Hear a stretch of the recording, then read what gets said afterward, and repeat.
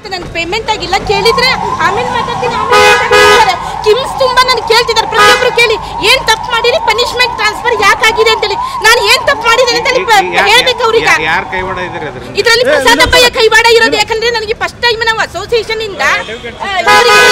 ಭೇಟಿ ಆಗಕ್ ಹೋದಾಗ ಅವರ ಇವರಿಗೆ ಸೆಕ್ರೆಟರಿಗೆ ಭೇಟಿ ಆಗಕ್ ಹೋದಾಗ ಎಲ್ಲ ನಮ್ಮ ಅಸೋಸಿಯೇಷನ್ ಅವರು ಇದ್ದಾರೆ ಅವ್ರ ಮುಂದೆ ಹೇಳ್ತಾರೆ ನಿಮ್ಮ ಪ್ರಸಾದ್ ಅಬ್ಬಯ್ಯ MLA ತಮ್ಮ ನಿಮ್ ಕಿಮ್ಸ್ ಅಲ್ಲಿ ಕೆಲಸ ಮಾಡ್ತಿದಾರ ಅಂತ ಕೇಳಿದ್ರು ಅವರು ಹೌದು ಯಾಕೆ ಸರ್ ಅಂದ್ರೆ ಹಂಗಿದೆ ನಿಮ್ ಟ್ರಾನ್ಸ್ಫರ್ ನಿಮ್ಗೆ ಏನೇ ಆದ್ರೂ ನೀವು ಎಷ್ಟೇ ರಿಕ್ವೆಸ್ಟ್ ಮಾಡಿದ್ರು ನಿಮ್ ಕೆಲಸ ಆಗಂಗಿಲ್ಲ ನೀವು ನಡೀರಿ ಅಂತ ನಮ್ಮ ಅಸೋಸಿಯೇಷನ್ ಅವರಿಗೂ ನನಗೂ ಬೈದು ಕಳಿಸಿದ್ರು ಈಗ 4 months ನಾನು 1.5 ತಿಂಗಳು ಅಡ್ಡಾಡಿದೆ ಸರ್ ನಾನು ಎಲ್ಲಂದ್ರೆ ಹುಬ್ಳಿಯಿಂದ ಬೆಂಗಳೂರಿಗೆ 1 ಲಕ್ಷ ರೂಪಾಯಿ ಖರ್ಚು ಮಾಡಿದ್ದೀನಿ ಅಡ್ಡಾಡಕಂತೇಳಿ ಪ್ಲೇಸ್ಮೆಂಟ್ ಸಲುವಾಗಿ ಇದು ಶೈಕ್ಷಣಿಕ ಟೈಮ್ ಅಲ್ಲಿ ಸರ್ ಅವ್ರದ್ದು ನಂದು ಏನು ಸಮಸ್ಯೆ ಇಲ್ಲ ಸರ್ ನಾನು ಕಿಮ್ಸ್ OPD ಇನ್ಚಾರ್ಜ್ ಆಗಿ ಕೆಲಸ ಮಾಡುವಾಗ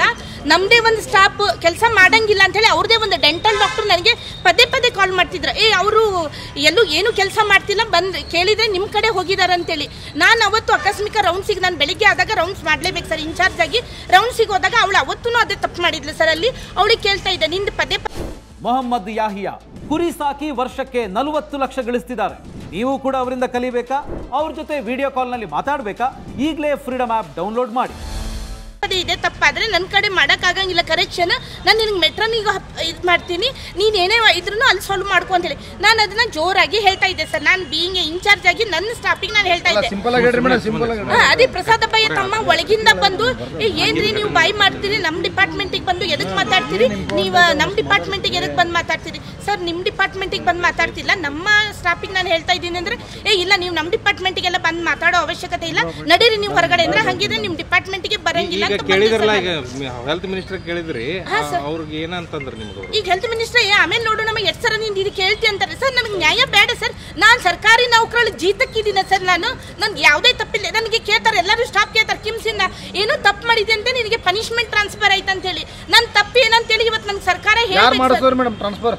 ಪ್ರಸಾದ್ ಅಬ್ಬಯ್ಯ ಅವರೇ ಮಾಡಿಸಿರೋದು ಪ್ರಸಾದ್ ಅಬ್ಬಯ್ಯ ಹೆಸರನ್ನೇ ಹೇಳಿದ್ದಾರೆ ಪ್ರಸಾದ್ ಅಬ್ಬಯ್ಯ ಅವ್ರಿಗೆ ಕೇಳಿದ್ರೆ ಇಲ್ಲ ಅದು ಮಾಮೂಲಾಗಿ ಟ್ರಾನ್ಸ್ಫರ್ ಆಯ್ತು ನಿಮ್ದು ಅಂತ ಹೇಳಿದ್ರು ಸರ್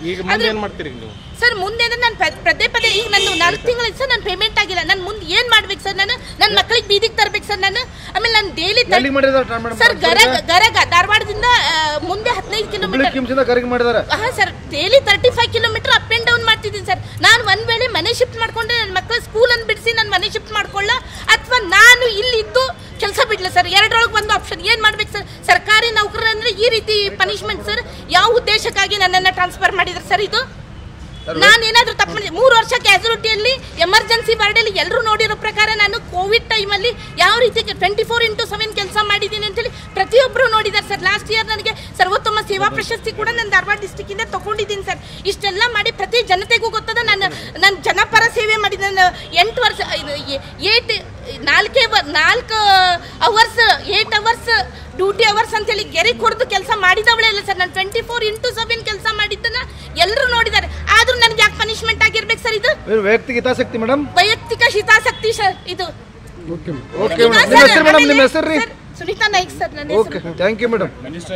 ಯಾವ ರೀತಿ ಬದುಕ್ತಿರ್ಬೇಕು ಸರ್ ನನ್ನ 2 ಹೆಣ್ಮಕ್ಳು ಇದ್ದಾರೆ ಸರ್ 4.5 ತಿಂಗಳಾಯ್ತು ನನ್ನ ಪೇಮೆಂಟ್ ಇಲ್ಲದೆ ನಾನು ಬೆಂಗಳೂರು ಹುಬ್ಳಿ 1.5 ತಿಂಗಳು ಅಡ್ಡಾಡಿದ್ದೀನಿ ಸರ್ ಪ್ಲೇಸ್ಮೆಂಟ್ ಸಲುವಾಗಿ ಪೇಮೆಂಟ್ ಇಲ್ಲ ನನ್ನ 4.5 ತಿಂಗಳಾಯ್ತು ಪೇಮೆಂಟ್ ಇಲ್ಲ ಇದನ್ನ ಯಾರು ಸಾಲ್ವ್ ಮಾಡ್ಕೊಡೋರು ಸರ್ ಇದನ್ನ ನಾವು ಮೀಡಿಯಾಕ್ಕೆ ಬರಬಾರ್ದಂತಾರೆ ನಾನು ಅಸೋಸಿಯೇಷನ್ ಇಂದ ಫೈಟ್ ಮಾಡ್ತಿದ್ದೆ ಏನೇ ಇದ್ರು ಆರೋಗ್ಯ ಮತ್ತು ಕುಟುಂಬ ಕಲ್ಯಾಣ ಇಲಾಖೆ ಹುದ್ದೆಗಳು ಕಿಮ್ಸ್ನಲ್ಲಿ ನಮ್ದಿದ್ದಾವೆ ನಮಗೆ ಮೀಸಲಿಡ್ರಿ ಅಂತೇಳಿ ಅದು ಬಿಟ್ಟು ಬೇರೆ ಯಾವ ತಪ್ಪನ್ನ ಮಾಡಿದ್ದೆ ಸರ್ ನಾನು